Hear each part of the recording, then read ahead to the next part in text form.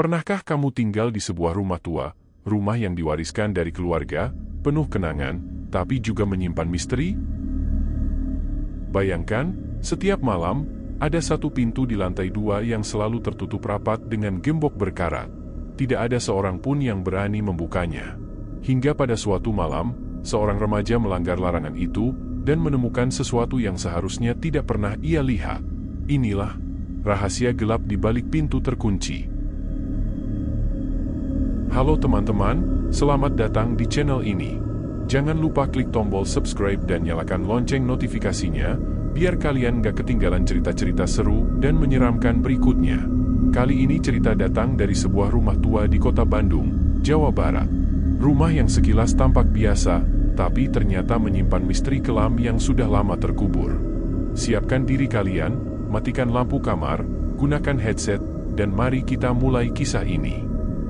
Arga, seorang remaja SMA berusia 17 tahun, baru saja pindah bersama keluarganya ke rumah tua peninggalan kakeknya di Bandung. Rumah itu besar, bercorak kolonial, dengan pilar kayu jati yang kokoh namun sudah berlumut. Ket dindingnya mengelupas, jendela-jendela tua berderit setiap kali angin berhembus.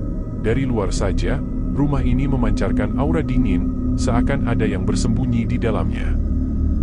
Saat pertama masuk, bau kayu lapuk dan debu langsung menusuk hidung Arga. Suara langkahnya berderit di atas lantai kayu, menggema ke seluruh ruangan kosong. Di ruang tamu, hanya ada sofa tua dengan kain sobek dan lemari kayu penuh debu yang sudah lama tak tersentuh. Namun ada sesuatu yang menarik perhatian Arga. Di lantai 2, di ujung koridor gelap, terdapat sebuah pintu kayu tua. Pintu itu berbeda dari yang lain, tertutup rapat dengan gembok besar berkarat. Ibunya melihat tatapan Arga yang terpaku pada pintu itu. Dengan nada tegas, ia berkata singkat, "Jangan pernah buka pintu itu." Tak ada penjelasan lebih lanjut, hanya larangan yang tegas. Namun larangan itu justru membuat rasa penasaran Arga semakin besar. Malam pertama, suasana begitu hening. Angin malam Bandung berhembus menusuk tulang. Arga terbangun sekitar pukul 2 dini hari. Ia mendengar suara pelan, teratur, tok, tok, tok. Sumber suara itu jelas, dari lantai 2, dari arah pintu terkunci. Arga menelan ludah, mencoba meyakinkan diri bahwa itu hanya imajinasinya. Tapi suara itu terus berulang. Dengan langkah gemetar, ia berjalan keluar kamarnya, menapaki koridor gelap menuju pintu tersebut. Semakin dekat, suara ketukan itu semakin jelas. Namun ketika jaraknya tinggal beberapa langkah saja dari pintu, suara itu mendadak berhenti. Sunyi. Arga berdiri mematung. Dadanya naik turun, napasnya terasa berat. Ia berbalik dan kembali ke kamarnya, berusaha tidur lagi. Namun malam berikutnya, suara itu datang lagi. Kali ini berbeda. Ada bisikan. Sangat lirih. "Arga." Mata Arga membelalak. Bulu kuduknya berdiri. Bisikan itu jelas, menyebut namanya. Pagi harinya, rasa penasaran mendorong Arga untuk mencari jawaban. Ia pergi ke perpustakaan desa, tempat arsip-arsip lama tersimpan. Suasana perpustakaan itu sepi, penuh rak kayu tinggi berisi buku berdebu. Bau kertas tua memenuhi udara. Arga membuka lembar demi lembar arsip lama, hingga akhirnya ia menemukan sebuah koran kuning usang dengan judul besar yang membuat darahnya berdesir. "Anak hilang misterius di rumah Jalan Cihapit." Ia membaca dengan cepat. Artikel itu bercerita tentang sebuah keluarga yang tinggal di rumah itu puluhan tahun lalu. Anak mereka, berusia 10 tahun, menghilang tanpa jejak. Saksi terakhir melihat anak itu masuk ke sebuah ruangan di lantai 2 rumah tersebut. Ruangan yang sama, yang kini terkunci di rumah Arga. Arga terdiam. Tangannya bergetar memegang kertas. Dadanya berdebar tak karuan. Pikirannya dipenuhi tanya, apakah anak itu masih di sana? Apakah arwahnya terjebak? Beberapa hari kemudian, Arga menemukan sesuatu yang tak terduga.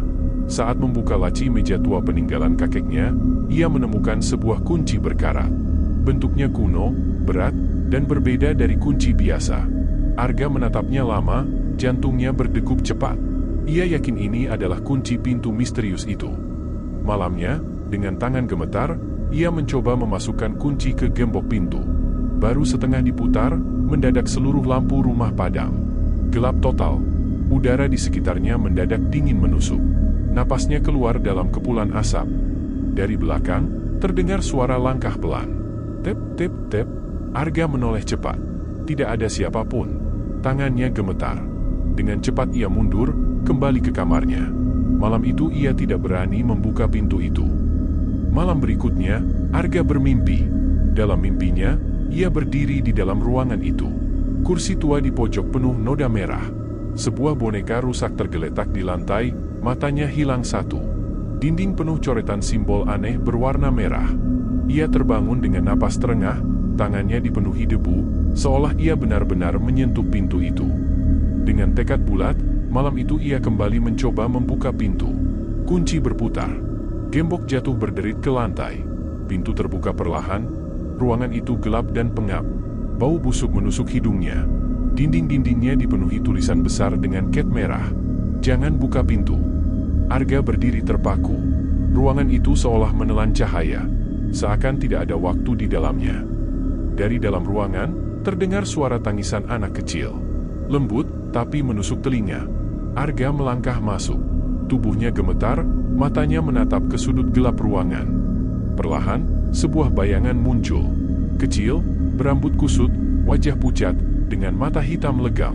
Sosok itu menatap Arga, lalu menyeringai. Arga ingin lari, tapi kakinya terasa berat. Nafasnya tercekat. Sosok itu mendekat, lalu berbisik dingin tepat di telinganya. Sekarang, giliranmu. Lampu rumah berkedip lalu padam total. Jeritan Arga tak pernah terdengar. Keesokan harinya, kamar Arga kosong. Tidak ada tanda-tanda dirinya. Yang tersisa hanya pintu itu, kini terbuka lebar. Dan itulah kisah rahasia gelap di balik pintu terkunci. Menurut kalian, apa sebenarnya yang terjadi dengan Arga? Apakah ia ditelan oleh arwah anak yang hilang?